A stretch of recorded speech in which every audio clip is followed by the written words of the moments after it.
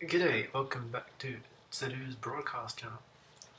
Today I am responding to a video I saw about half an hour ago, and it's a response, not necessarily a dialectical response.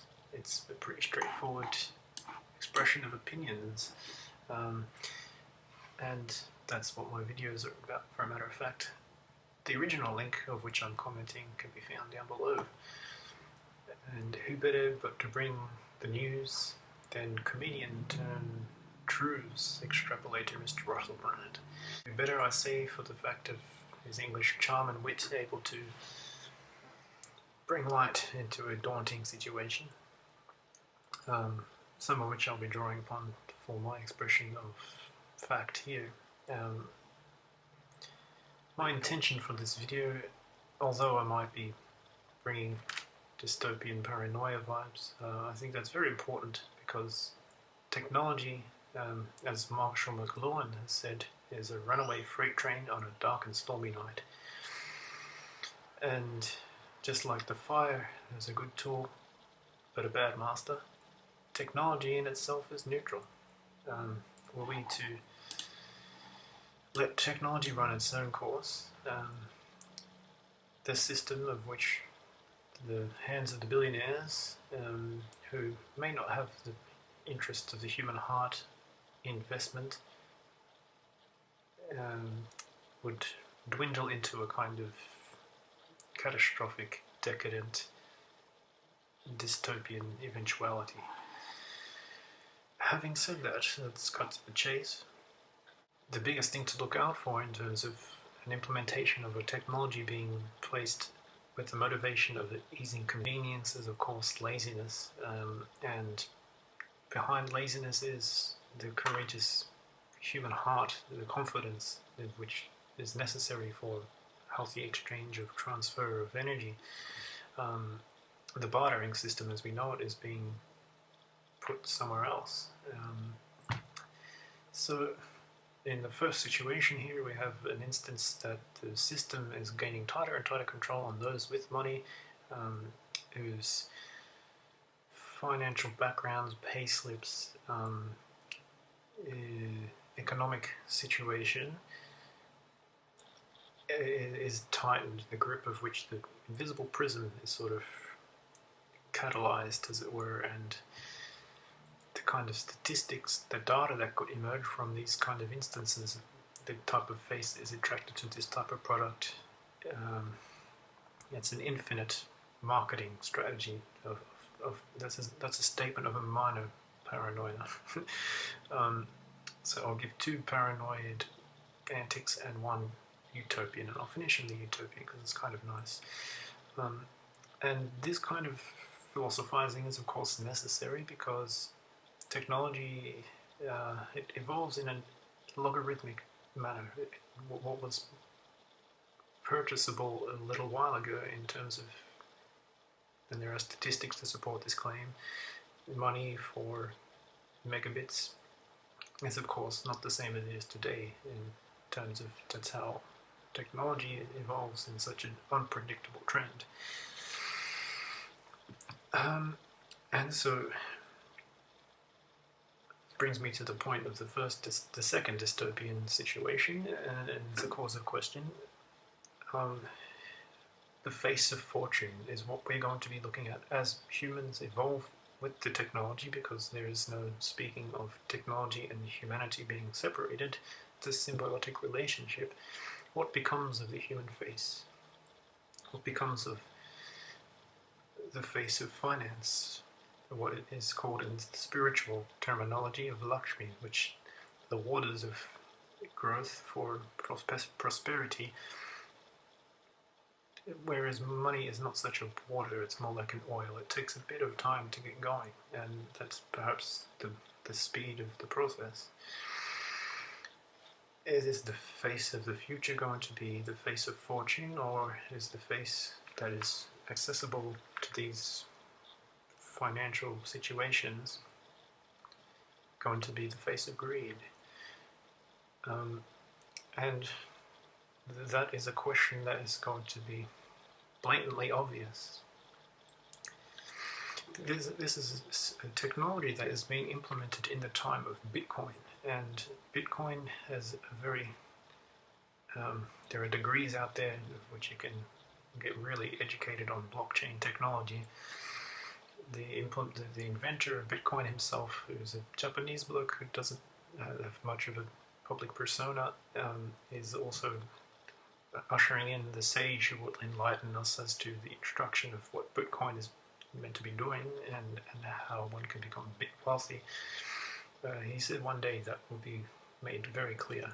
Perhaps that is what is going on here. I mean, these two streams of confluent technologies, Bitcoin, which is an invisible monetary cashless transaction, and the face, the individual being able to exchange money simply by looking at a biometric system.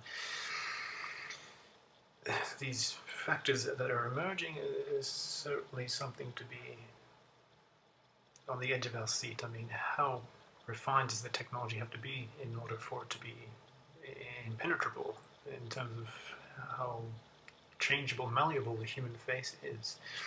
Does it light up when it sees money? Does it become darkened when it sees money? Is it a big transaction? Will it smile? We can't even smile for it alone. Access to Bitcoin. But I digress.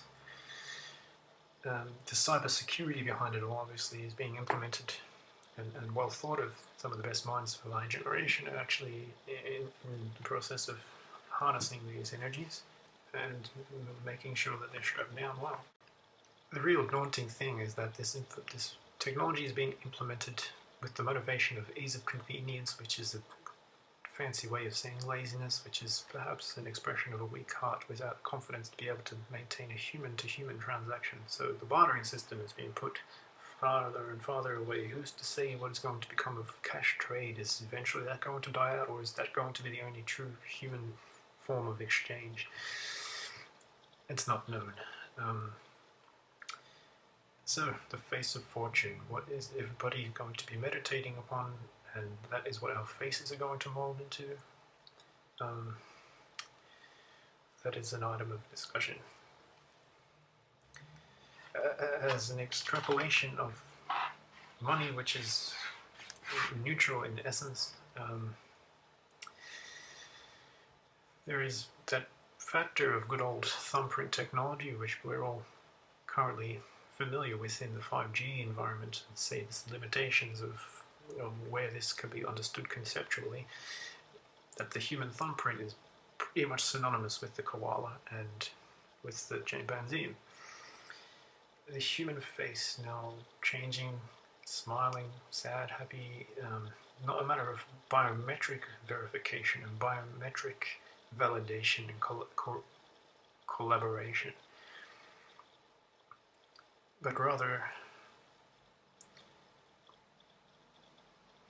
the type of person that is able to be looking at the camera. I mean, are certain races more biometrically different to others?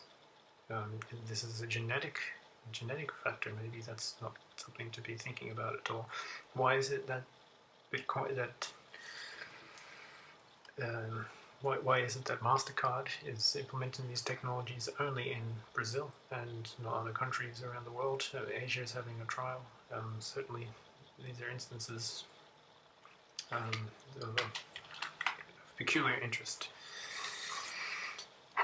What we could establish as a utopian situation, which is very important to consider in these conspiratorial syndicates, again, it's not known in the post-COVID environment. I mean, COVID has left such a strange state of affairs. And so finally, I shall, with great delight, extrapolate upon a utopian vision of where this technology could take us. I want to establish my position, and I believe that I have very well done so, that beauty perhaps has a very strong hold upon the future of mankind, and that human heart would always prevail. And if we submit to laziness under the name of technological evolution, that we're only going to be presented with a face of greed in terms of transaction. And the utopian vision, let's digress, is that perhaps those who are truly wealthy will be present at the table of good fortune and abundance. Let's not get too mythical, poetical here, but if you do want the stats and the figures, you can turn to Russel Brands' very well put extrapolation of the motivations behind the pay wave, which is also available like that. That wave is available. Jesus Christ in the Bible said that those who are on the bottom shall become on the top, and those who are on the top will become on the bottom. This is a sign of the end times, where essentially what's going to take place, I think, is that those who are truly wealthy, the wealth of the heart, I don't just mean that in a poetic sense, perhaps those who are karmically indebted to nature through a genetic verification system will in fact be recognized as the true inhibitors of wealth. Those who are humble and meek shall inherit the land. And so, that could be the eventuality of Lakshmi. That could really, in fact, be where the money is taking us. It's a very, very subtle realm, and it's perhaps miles ahead of us, years ahead of us. And it's important to capitulate these three separate environmental possibilities of ramification, because it could really be a scary, daunting thought, the AI taking over. And also it could be good. Who's to know? Let's just keep that in mind, that we have to stay free. We, the people, being us, not the dead presidents, but the alive presence. We must stay free and in charge of the technology to be. We can't allow for it to be masters of us, just like the flame. The rock that sparked the first flint could also be turned to smash the head open of one of those sitting around the campfire. Technology is neutral. We have to direct it rather than it directing us. So, smile for the camera, folks, and let's wish all those who are fortunate and blessed to be happy, and remembering the human heart in the chest for the rest. Okay, namaste.